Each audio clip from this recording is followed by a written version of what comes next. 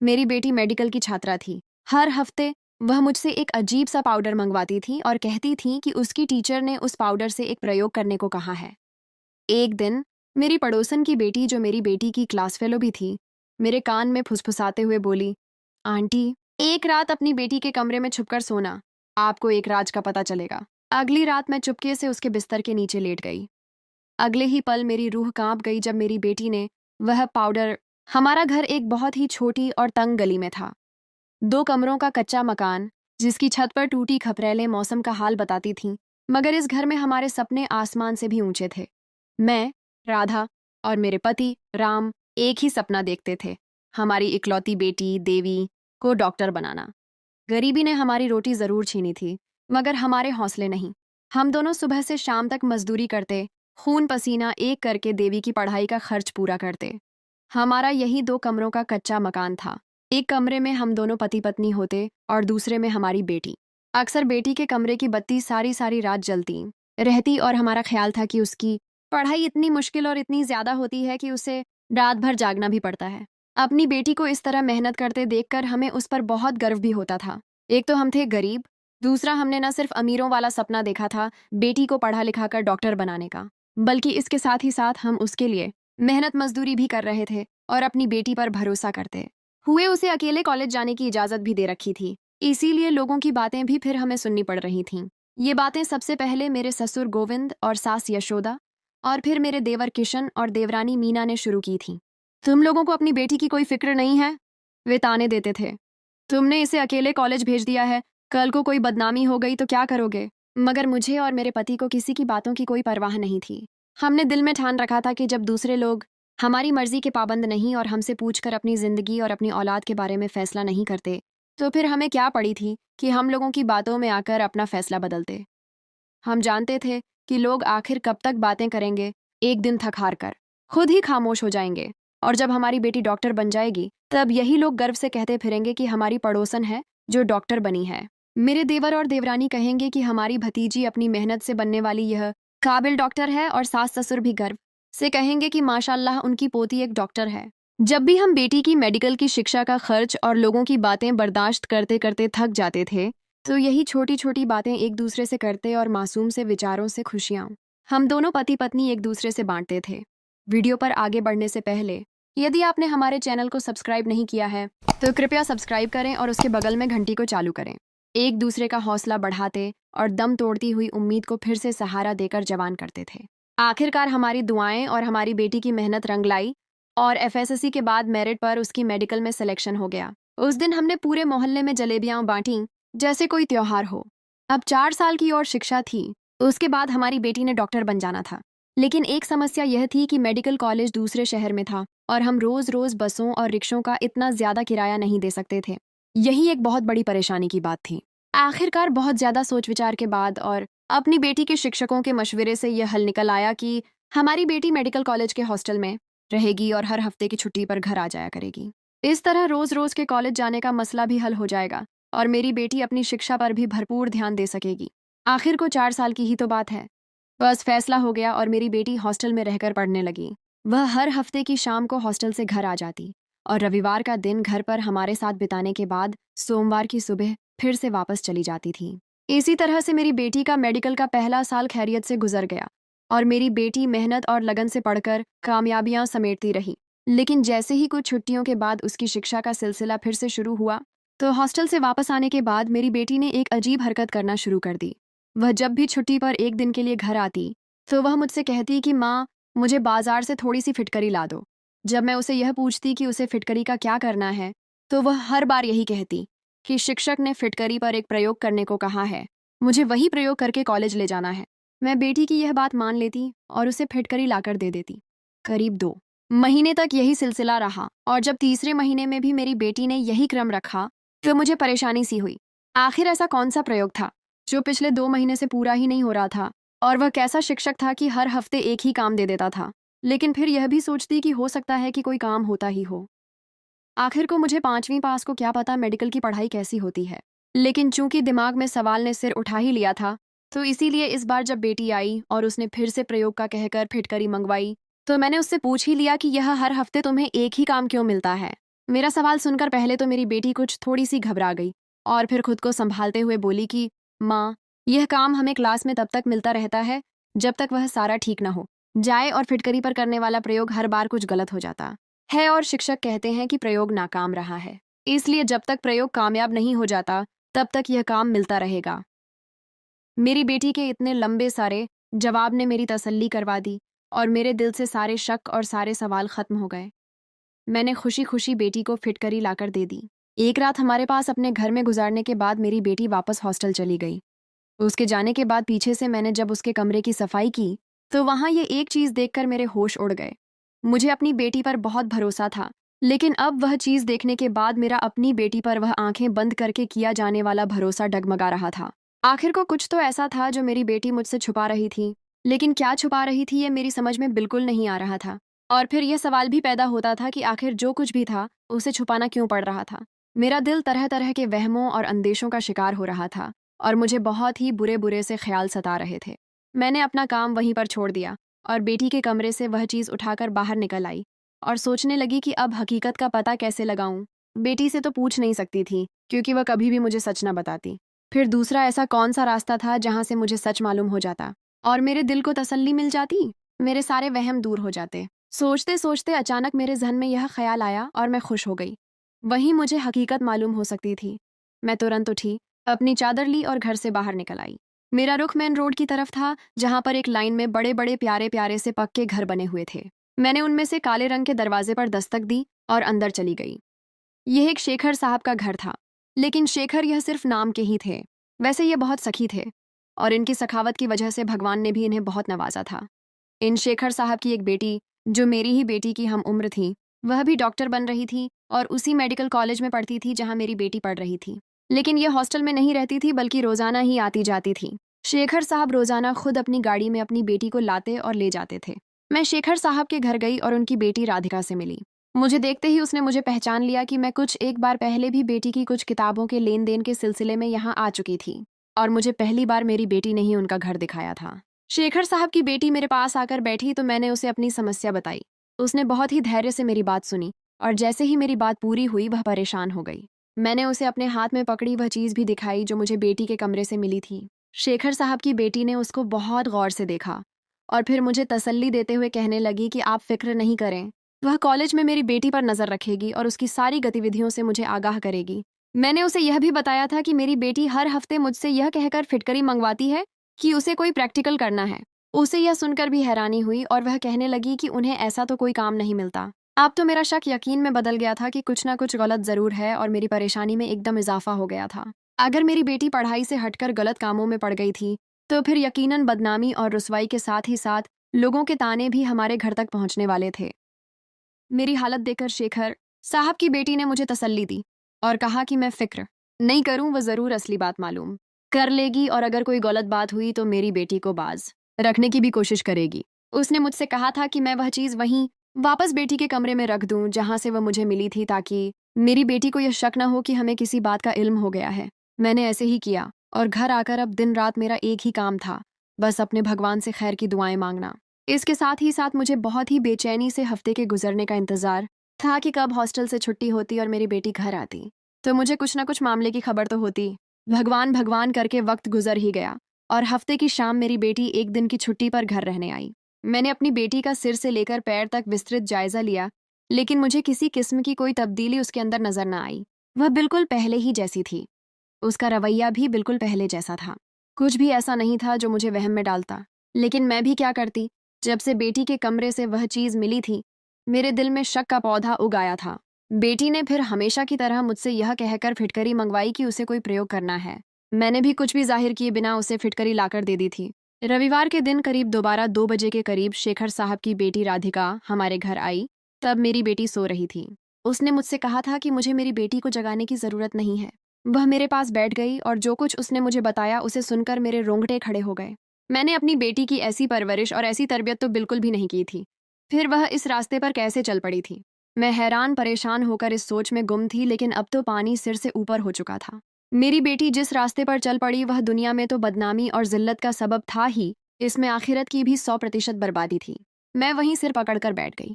मुझे इस तरह परेशान और बेहौसला देखकर शेखर साहब की बेटी ने कुछ तसल्ली दी और मेरे कान में बोली, आंटी, आप इस तरह परेशान न हो बल्कि इस समस्या का हल सोचें और ऐसा करें कि एक रात छिपकर अपनी बेटी के कमरे में सोए और देखें कि वह रात को क्या करती है। इसी तरह आप हकीकत को अपनी आंखों से देख लेंगी और यह भी बेहतर जान सकेंगी कि आखिर इस समस्या से अपनी बेटी को किस तरह निकालें। मैंने शेखर साहब की बेटी की बात मान ली। आज शाम को तो मेरी बेटी ने हॉस्टल वापस जाना था, इसीलिए मुझे फिर से एक हफ्ते का इंतजार करना था और मैं इंतजार करने लगी। अगले हफ्ते जब मेरी बेटी घर रहने आई तो उस रात मैं छिपकर बेटी के कमरे में चली गई और अगले ही लम्हे मेरी जान निकल गई। मैं जो पिछले एक हफ्ते से ये दुआएं कर रही थी कि जो कुछ भी मुझे शेखर साहब की बेटी ने बताया है वह सब झूठ हो और मुझे अपनी आंखों से कोई ऐसा मंजर ना दिखाई दे जो इन सब बातों को सच साबित करे।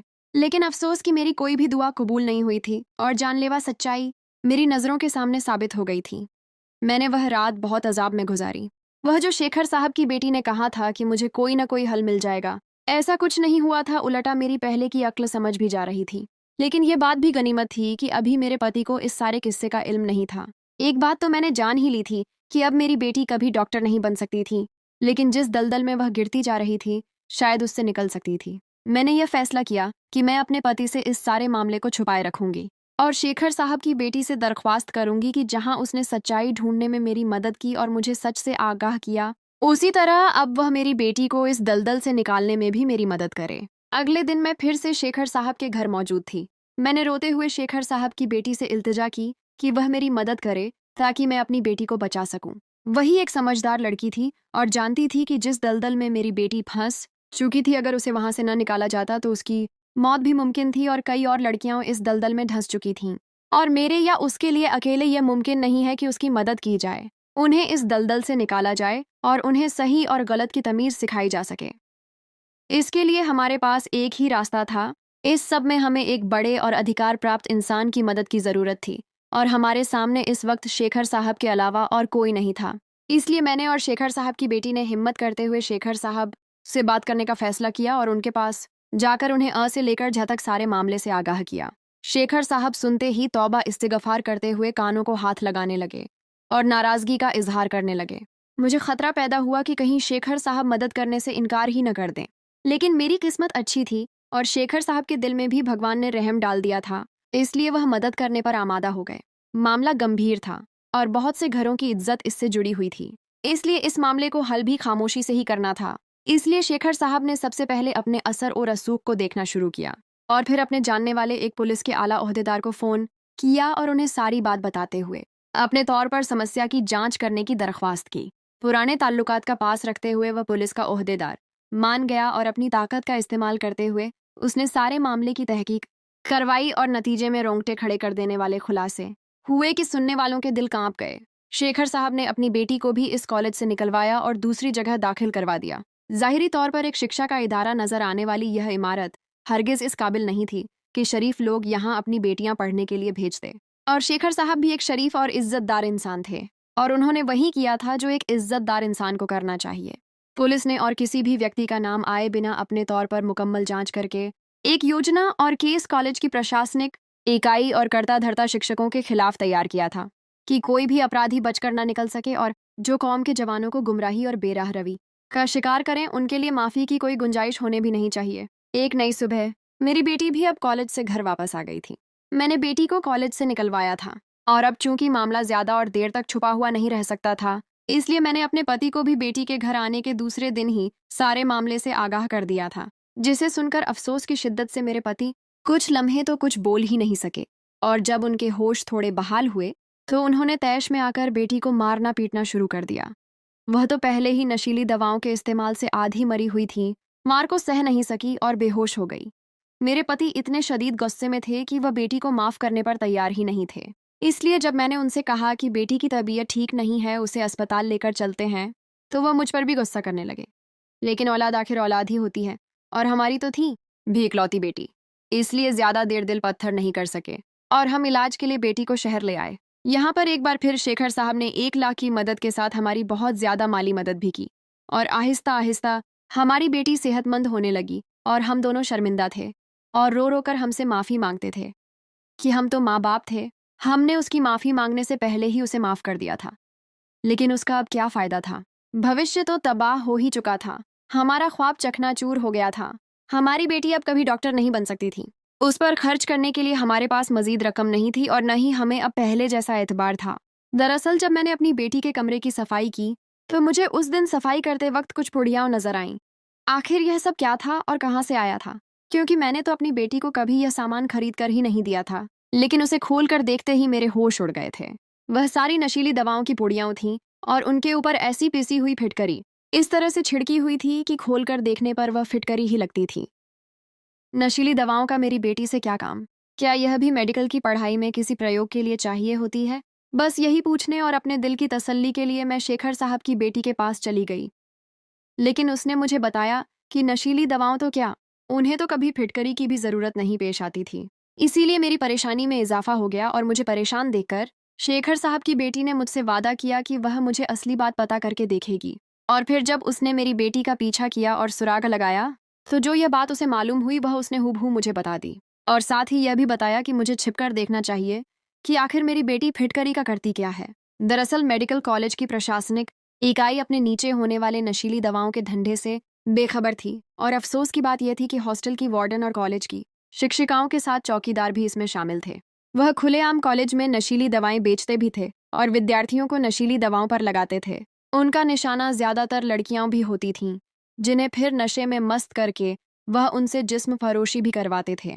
मेरी बेटी भी उनके हत्थे चढ़ गई थी। शुरू में तो उन्होंने पैसे का लालच भी दिया था और मेरी बेटी लालच में आ गई, लेकिन फिर आहिस्ता आहिस्ता वह रकम देने के बजाय हत्थे आने लगे थे। अब तक मेरी बेटी को नशे की लत लग चुकी थी और वह अब नशा किए बगैर नहीं रह सकती थी। इसीलिए वह उनके झांसों में आती रही और अपने हाथों से अपनी जिंदगी बर्बाद करती रही।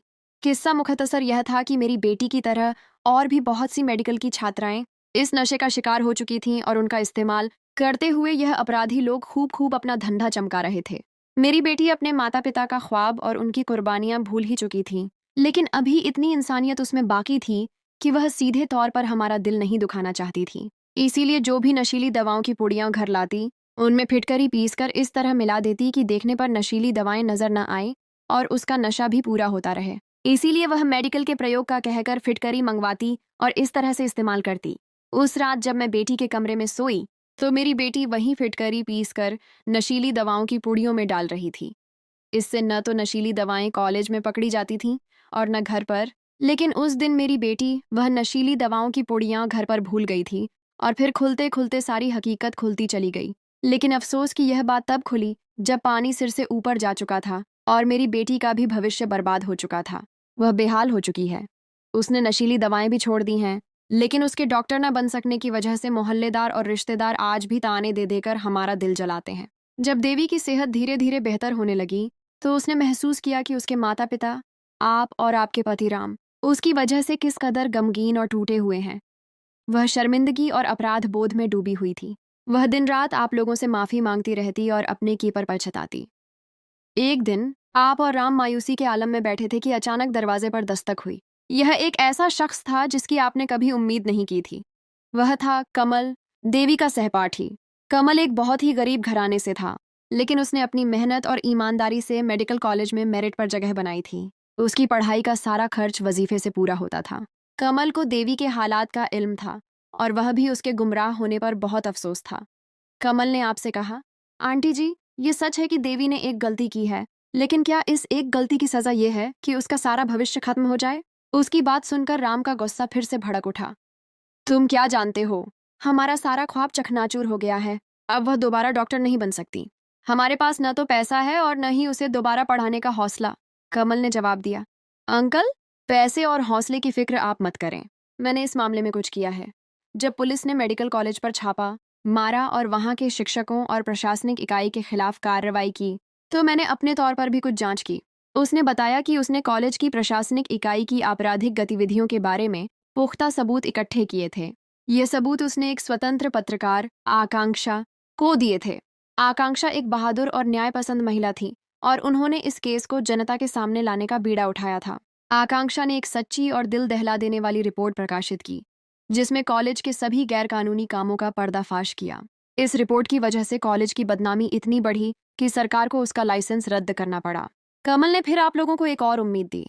उसने कहा, आकांक्षा ने एक चैरिटी संगठन से संपर्क किया है जो ज़रूरतमंद और बुद्धिमान छात्रों की मदद करती है।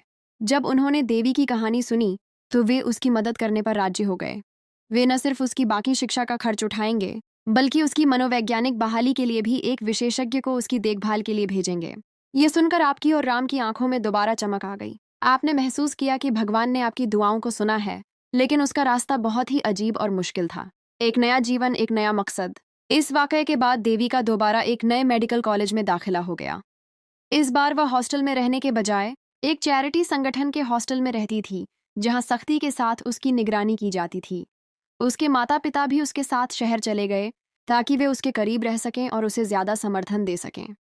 उसके माता पिता ने एक छोटी सी दुकान खोली और अपना गुजारा करने लगे। इसी नए कॉलेज में देवी को एक नई दोस्त मिली, जिसका नाम प्रीति था। प्रीति कोई आम छात्रा नहीं थी, बल्कि वह मेडिकल कॉलेज में एक अनुभवी और होशियार सीनियर थी। प्रीति ने देवी को अपना मकसद बनाने में मदद की, लेकिन वह एक और मकसद के लिए भी काम कर रही थी। उसने अपने पिछले कॉलेज में होने वाले नशीली दवाओं के धंधे के बारे में सुना था और वह इस पर एक खोजी रिपोर्ट लिख रही थी। जब उसे पता चला कि देवी भी उसका शिकार हुई थी, तो वह उससे और जानकारी लेने की कोशिश करने लगी। देवी ने उसे बताना शुरू किया कि कैसे उसने अपनी जिंदगी में गलती की और अब उसे उस पर बहुत पछतावा है। प्रीति ने एक दिन देवी से कहा, देवी, मुझे मालूम है कि तुम अपने आप को अपराधी समझती हो, लेकिन अपराधी वह नहीं जो गलती करे, बल्कि वह है जो गलती का एहसास होने के बाद भी उसे ठीक न करे।